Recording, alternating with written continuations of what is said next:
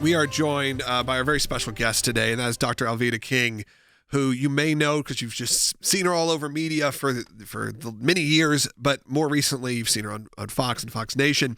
But you also have someone who grew up really in not just the pro-life movement, but in some ways obviously grew up in the civil rights movement, civil rights activist, father. You may know as Reverend A.D. King, who was slain, and obviously her uncle, Dr. Martin Luther King. Now, Dr. King, you're joining us today, and we're talking, the first segment of the show, we had to talk about what was happening. Obviously, there was mass shootings over the weekend, something that is maybe becoming all too common in America. One of them was specifically race-based. I wanted to get your thoughts and views on that, because if I remember back around New Year's, you were on on Fox News, and you kind of had a prayer for calm, a call to calm, and that we need to all calm down and have maybe more of these conversations that are happening while we have this sort of mental health crisis and so much more happening over the last few years. I want to get your initial feedback from what you saw this weekend. I'm going to answer that question, but first, because of this terrible shooting, and my heart is so full, we are praying for the families. The American dream is still alive. The American response with those church members coming and apprehending what obviously a very disturbed man. So I just want everybody to know that we are praying and we are very grieved for the losses and the injuries. So let me say that first.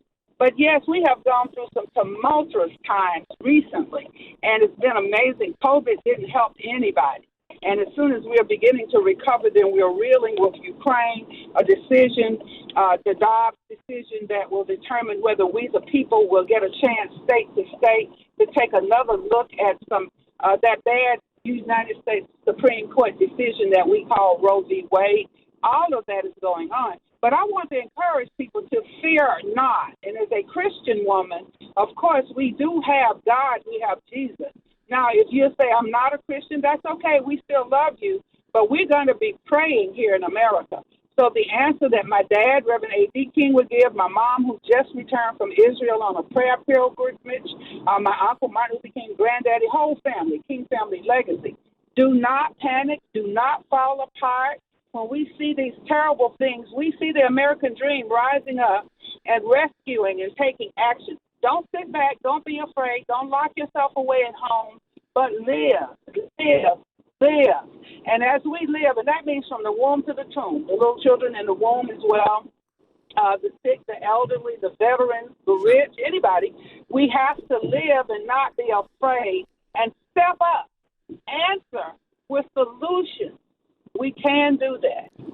Well, you brought up solutions. I think that's a problem, and that's the question we've even posed to our audience. What are solutions when these type of things happen? Obviously, we're going to touch on life. We're going to talk a lot about that coming up here. But when you have a weekend like this, what are some of those solutions? Because we look at, I would say, as a dad of young children, I see what they're exposed to daily. I see the way they're having to deal with, even already having to deal with sort of social media and the online world, and a little differently even than the way that I grew up in the 80s and the 90s. It's a completely different world just a couple decades later.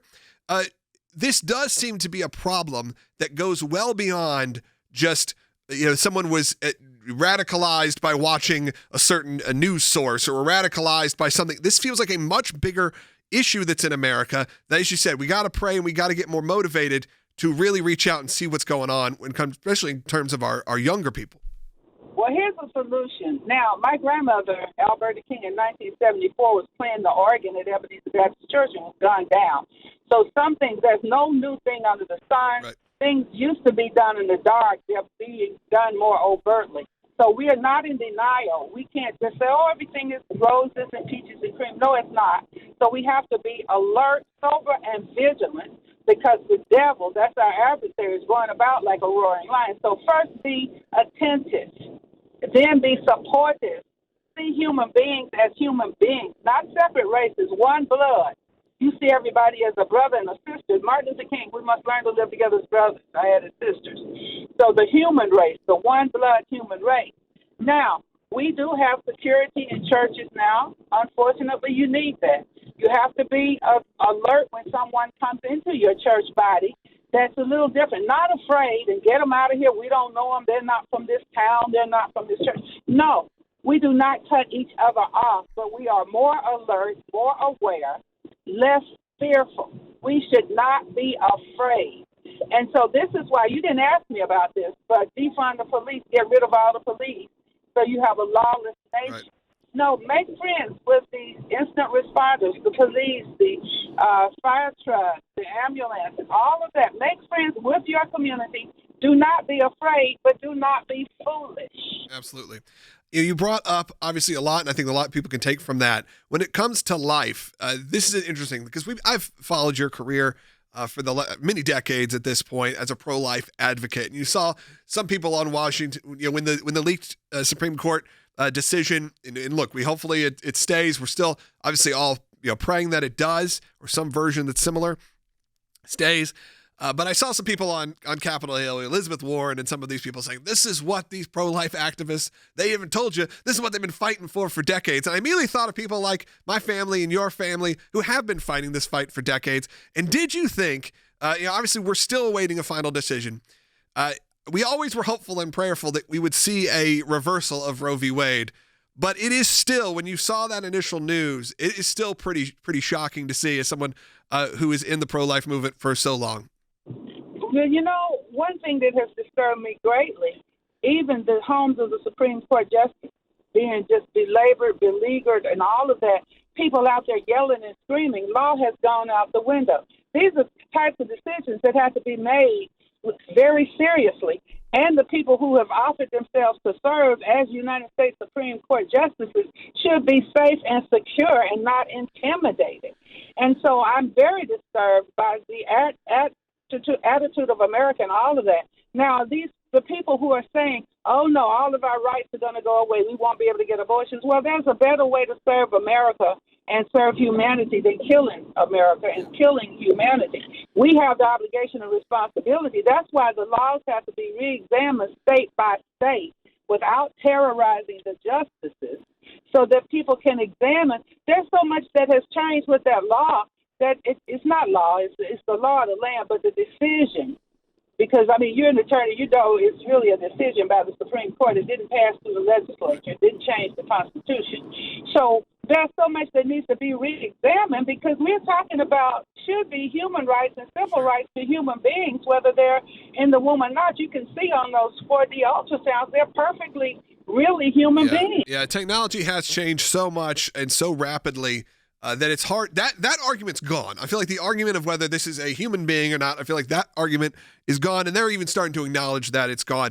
Now, we only have a couple minutes, but I know that this is a sensitive topic. Look, I've seen it, honestly, more than I thought.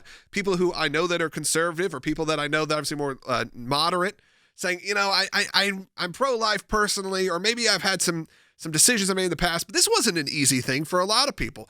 For you specifically, again, we only have a couple minutes, for people who are sort of uncomfortable or unsure, maybe due to their own decisions in the past, or maybe their decisions moving forward, who have had questions about Roe v. Wade. This wasn't easy for you. You were not a pro-life activist from the start.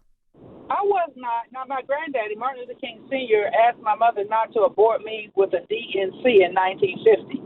So that's a man saying, hey, don't do this. I saw this baby in a dream 3 years ago. Bright skin, bright red hair. She's going to bless many people. Prophetic ultrasound. Now, I drank the Kool-Aid, so to speak. I was tricked and had 2 abortions myself and a miscarriage because of damage to my cervix from the abortion. And so I had to repent of all of that. And when I saw an ultrasound of my baby, who's now 40-something years old, he's an attorney, I had almost, a breakdown. I said, oh, my God, they lied. That's a person. That's a baby. So I'm not trying to be hypocritical. I had abortions myself. But, but women who say, I'm not going to let a man tell me what to do. Well, what about Dr. Fauci, who told everybody to run out and get vaccines? He's a man. He told everybody what to do. Women went ahead and did that. So if a man says, hey, like my granddaddy, baby, that's my legacy and yours, don't do this. No, we have to be logical. We have to understand that these are human beings in the womb. If you're like me, I did repent. I'm sorry. It was not the best thing I've ever done. It's sad. Yep. And my body, my health suffered as a result. So I woke up to the truth that injustice anywhere is a threat to justice everywhere, and it's unjust, whether it's a circumstance, whatever it is, it's still unjust. That's a person. Thank you so much, Dr. King, for joining us. And I will make sure we post where people can follow you on all of your accounts and everything that you're working on right now, doing great work. I appreciate you coming here and helping to educate, inform our listeners, and also tell a little bit of your story. I know it's got to be hard to tell that story so often, but it impacts so many people. And I want to thank you for joining us today.